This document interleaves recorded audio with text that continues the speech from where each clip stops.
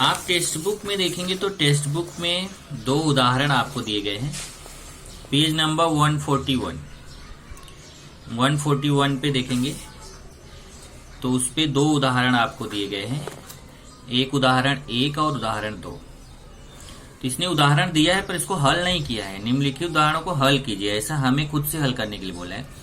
तो इसमें ऐसे दो डायग्राम दिए गए हैं और पहला क्वेश्चन बोला है कि संलग्न आकृति में 30 सेमी ऊंचाई, 20 सेमी लंबाई तथा 20 सेमी चौड़ाई वाला तेल का डिब्बा है, उसमें कितने लीटर तेल भरा जा सकेगा, जबकि 1 लीटर बराबर 1000 सेमी क्यूब। तो यहाँ देखिए इसमें ऊंचाई दिया है 30 सेमी, लंबाई 20 सेमी, चौड़ाई 20 सेमी। ये देखिए लंबाई 20 सेमी, चौड़ाई 20 सेमी, ऊंचाई 30 सेमी ये डब्बा है और हमें पता करना है इस तेल के डिब्बे में कितना तेल आएगा, लीटर में पता करना है। तो यहाँ पे मैंने क्वेश्चन किया, जरा देखिए ये डायग्राम मैंने भी बनाया है। 20 सेमी लंबाई, 20 सेमी चौड़ाई और 30 सेमी ऊंचाई, ये क्वेश्चन भी लिखा है। हल तो घना, ये देखिए कभी भी आप ध्यान रखिए कि अगर किसी आकृति में लंबाई, चौड़ाई और ऊंचाई दिया हो, लंबाई, चौड़ाई और ऊंचाई दिया हो, तो उसको आप हमेशा मान के चलिए कि वो घनाभ है, क्योंकि घनाभ ही ऐसा होता है जिसमें लंबाई होता है, चौड़ाई होता है, ऊंचाई होता है। बाकी अगर आपका लंबाई जितना है उतनी ही चौड़ाई और उतनी ऊंचाई, जैसे ये 20 है, ये 20 है, ये भी 20 होता है, तब उसको हम समघन बोलते हैं। तब उसको क्या बोलते हैं, घन या समघन। लेकिन अगर लंबाई, चौड़ाई या ऊंचाई में कोई एक भी अलग है तो उसको हम क्या बोलेंगे, घनाभ बोलेंगे। तो ये हमारा घनाभ है। लंबाई, इसकी लंबाई को L से प्रदर्शित करते हैं, चौड़ाई को B से प्रदर्शित करते हैं, ऊंचाई को H से प्रदर्शित करते हैं। तो घनाभ के आकार के तेल के डिब्बे की लंबाई L दिया है 20 सेमी, चौड़ाई B दिया है 20 सेमी, ऊंचाई H दिया है 30 सेमी। तो हमें पता करना है कि इसमें कितना तेल आएगा।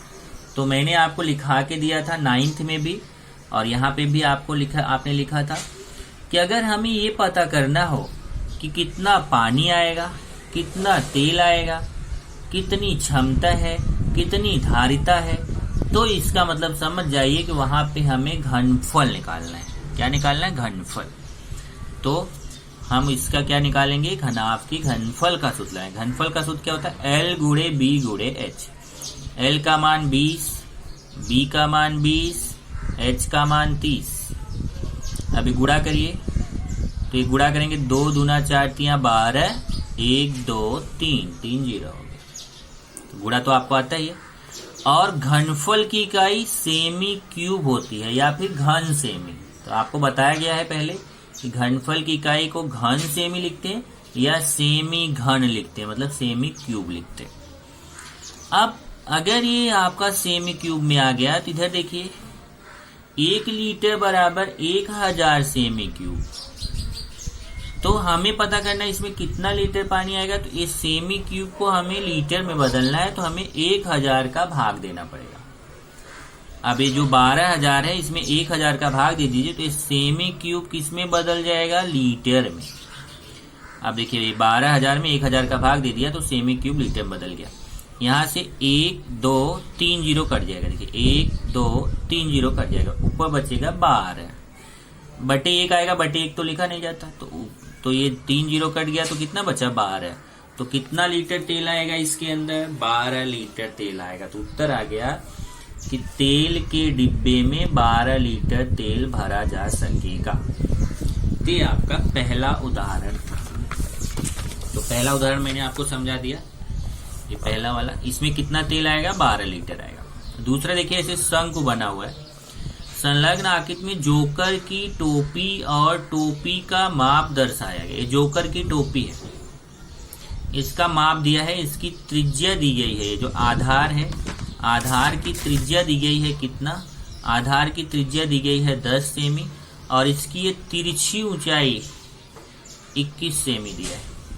तो हमें पता करना है इस टोपी को बनाने में कितना कपड़ा लगेगा।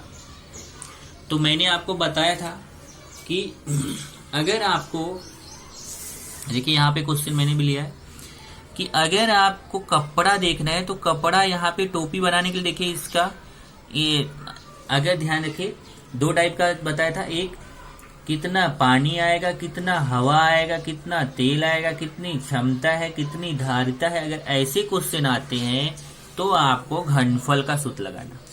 लेकिन ये भी लिखाया गया है कितना कपड़ा लगेगा, कितना कागज लगेगा, कितना पेंट लगेगा, कितना रंग लगेगा। अगर ऐसे क्वेश्चन है तो आपको पृष्ठफल का सूत्र लगाना। लेकिन अब एक चीज और ध्यान रखना है कि जब पृष्ठफल का सूत्र लगाने जाएंगे तो 2 पृष्ठफल का सूत्र होता है, एक वक्र पृष्ठफल होता है, एक संपूर्ण पृष्ठफल होता है। तो हमें डिसीजन लेना पड़ेगा कि हमें कब वक्र पृष्ठफल निकालना है, कब संपूर्ण पृष्ठफल निकालना है। तो मैंने आपको समझा के दिया था, फिर से याद करिए। अगर जो ये वृत्ताकार नीचे का खुला हुआ भाग है, अगर इसमें भी कपड़ा लगता तो संपूर्ण पृष्ठफल निकालते। लेकिन अगर केवल ये दीवार वाले भाग के केवल ऊपर वाले भाग पे अगर कपड़ा लग रहा है तो फिर उसमें हम वक्र पृष्ठफल का सूत्र लगाएंगे। तो ध्यान रखिए फिर से, अगर केवल ये इतने भाग पर ही शंकु के ये दीवार वाले भाग पर ही ऊपर वाले भाग पर ही कपड़ा लग रहा है, आप जान रहे हैं, देखो इतना ही कपड़ा लगेगा, क्या इधर भी कपड़ा लगने वाला, क्या इसको ढकने वाले, क्या नहीं ना, ये तो खुला रहेगा ना, ये वृत्ताकार वाला भाग खुला रहेगा, यही तो इसी में तो अपना सर डालेंगे। तो ये भाग खुला है, इसमें कपड़ा नहीं लगेगा, इसलिए यहाँ पे हम वक्र पृष्ठफल के बराबर कपड़ा लगा रहे हैं। और अगर मान लो इसको इधर भी कपड़ा लगता और इधर से भी ढक देते, ये वृत्ताकार वाला भाग भी अगर हमें ढकना होता तो हम संपूर्ण पृष्ठफल का सूत्र लगाते। तो यहाँ पे ये ढका नहीं है, ये तो खुला रहेगा, तो ये केवल इधर भी कपड़ा लगेगा, केवल इतनी दूरी कपड़ा लगेगा, इसलिए यहाँ पे कौन सा सूत्र लगाएंगे, हम वक्र पृष्ठफल का सूत्र लगाएंगे। ये देखिए, शंक्वाकार जोकर की टोपी की त्रिज्या r दी है 10 सेमी, तिरछी ऊंचाई l दिया है 21 सेमी। टोपी में लगने वाले कपड़े का वक्र पृष्ठफल का सूत्र लगाएंगे। तो वक्र पृष्ठफल का सूत्र, शंकु के वक्र पृष्ठफल का सूत्र क्या होता है, पाई r l। सूत्र आपको याद होगा, पाई का मान 22/7, r का मान 10, ये देखिए r का मान 10 है, पहले पाई का मान 22/7 रखेंगे, फिर r का मान देखेंगे, r का मान 10 है तो r की जगह 10 रख दिया, और l का मान 21 है तो l की जगह 21 रख दिया। अब इसको काटेंगे, यहां से 7 से 21 कटेगा, देखिए ऐसे काटोगे आप तो 7 त्रिक 21, तो यहाँ कितना जाएगा, 3 आएगा। तो 22 गुणे 10 गुणे, यहाँ देखिए 7 त्रिक 21, यहाँ 3 आएगा। तो 22 गुणे 10 गुणे इधर 7 से 21 को काटेंगे, 7 त्रिक 21, तो यहाँ 3 आएगा। अब 22 का 10 में गुणा करेंगे 220 गुणे 3, और फिर 220 में 3 का गुणा करेंगे तो 660। और वक्र पृष्ठफल या संपूर्ण पृष्ठफल या क्षेत्रफल, इसकी इकाई होती है वर्ग सेमी या फिर सेमी वर्ग, सेमी स्क्वायर। तो इसकी इकाई हो जाएगी सेमी स्क्वायर। इसका मतलब उत्तर हो गया कि जोकर की टोपी में कितना कपड़ा लगेगा, 660 वर्ग सेमी कपड़ा लगेगा। ये 2 आपके उदाहरण थे, आगे कुछ और है, थोड़ा सोचें। और उसके बाद एक ऐसा कृति दिया है जिसमें इस कृति में इसने गोले के घनफल का सूत्र लगाया है, ये आपको नहीं पढ़ना है क्योंकि सूत्र निकालने के लिए आपको एग्जाम में नहीं आता है। जानकारी के लिए जो तेज बच्चे हैं वो चाहे तो इसको पढ़ सकते हैं, इसको पढ़ें अच्छे से, और अगर कुछ डाउट है तो वो पूछें। आगे देखते हैं उदाहरण 1। अब देखिए उदाहरण 1, पेज नंबर देख लीजिए, पेज कितना है 143। 143 का पेज, 143 पेज नंबर पे उदाहरण नंबर 1 पे हम चलेंगे। उदाहरण 1 देखिए क्या है, किसी वृत्ताकार बेलन के आकार वाले पानी की टंकी की त्रिज्या 2.8 मीटर, ऊंचाई 3.5 मीटर है, तो उस टंकी में कितने लीटर पानी आएगा। अब देखिए सेम वैसे ही क्वेश्चन आ गया, लेकिन उसमें कैसा था, वो घनाभ के आकार का था और ये बेलन के आकार का। तो बेलन की त्रिज्या दिया है 2.8 मीटर, ऊंचाई दिया है 3.5 मीटर, पाई का मान दिया है 22/7, और हमें पता करना है कि उसमें कितना पानी आएगा। तो पानी की धारिता बोला है, पानी की टंकी की धारिता मतलब टंकी में कितना पानी आएगा। तो वृत्ताकार बेलन के आकार वाली पानी की टंकी का घनफल निकालेंगे। तो यही आपको बताया ना कितना पानी आएगा, तो आपको कौन सा सूत्र लगाना चाहिए, घनफल का सूत्र। तो बेलन के घनफल का सूत्र लगाएंगे। अब आपको सूत्र याद होना चाहिए कि बेलन के घनफल का सूत्र क्या होता है, पाई आर स्क्वायर एच। बेलन के घनफल का सूत्र क्या होता है, पाई आर स्क्वायर एच। अब पाई का मान देखो 22/7 है, तो पाई की जगह 22/7 रख दिया। फिर आर का मान देखेंगे 2.8 है, तो आर की जगह 2.8। अब यहाँ पे 2.8 पे स्क्वायर लगा, इसका मतलब 2.8 का 2 बार गुणा होगा। फिर से देखिए पाई का मान 22/7, इधर आर का मान 2.8 है, लेकिन आर का स्क्वायर है मतलब आर का 2 बार गुणा है, तो 2.8 गुणे 2.8 से 2 बार गुणा होगा। और एच का मान 3.5, देखिए एच का मान 3.5 है, तो एच का मान 3.5। अब आपको इसको 7 से काटना है। अब इसको 7 से काट दीजिए। 7 से काटेंगे तो 7 का पहाड़ा पढ़ेंगे 3.5 में।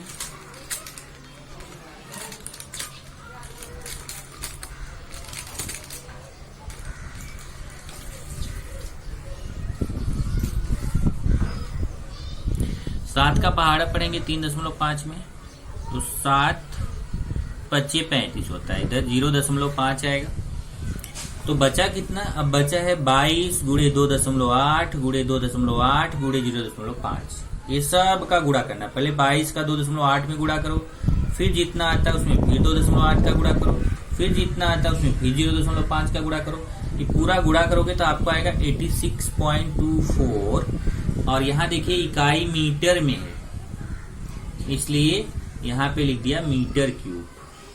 अगर क्वेश्चन में सेमी रहेगा तो यहाँ सेमी क्यूब लिखेंगे, अगर क्वेश्चन में मीटर रहेगा तो यहाँ मीटर क्यूब लिखेंगे। अब इसको हमें बदलना है लीटर में। तो लीटर में बदलने के लिए क्या करेंगे, आप देखिए एक इसमें आया मीटर क्यूब में और इसको बदलना है लीटर में। तो अगर सेमी क्यूब को, याद रखिए इसको जरा, इसको लिख लीजिए कहीं पे,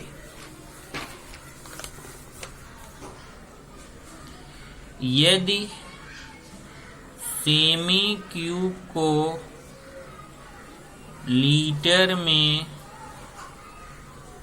बदलना हो तो 1000 से भाग दो। और दूसरा, यदि मीटर क्यूब को लीटर में बदलना हो तो 1000 से गुणा करो।